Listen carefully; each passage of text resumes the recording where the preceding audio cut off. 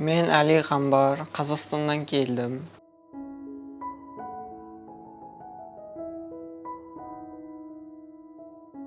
Менде күрделі операция болды. Барлығы сәтті өтті, Аллаға шүкір. Операция жасаған докторларға да, басқаларға да рахмет. Мен Алидің мамасымын. Біз Қазақстан елінен келдік. Осы мені таңдадық, осы докторларды таңдадық, осы Индия елін таңдадық. Бізге өте жақсы көп көмектесті. Врачтар да барлығы өте керемет екен. Осы жерде жұмыс істейтін адамдар да өте керемет екен. Баламның бел омыртқасы қисайып кеткен, соны жөндеді, түзеді. Қазір балам Құдайға шүкір кеудесін тік көтеріп отыр. Кеудесін тік көтеруіне көмектесі. Сіздерге алғысым шексіз. Рахмет, сау болыңыздар. Өте керемет жан екен барлығы. Күшті.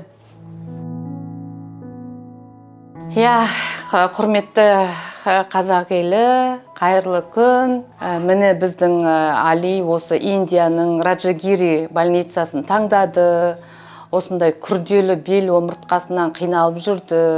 Көп жыл қиналды. Енді осыны Алидің өзі себеп болып Индияны таңдап 27 күні келдік, 4 март күні жасады. Операция сәтті өтті бәрі.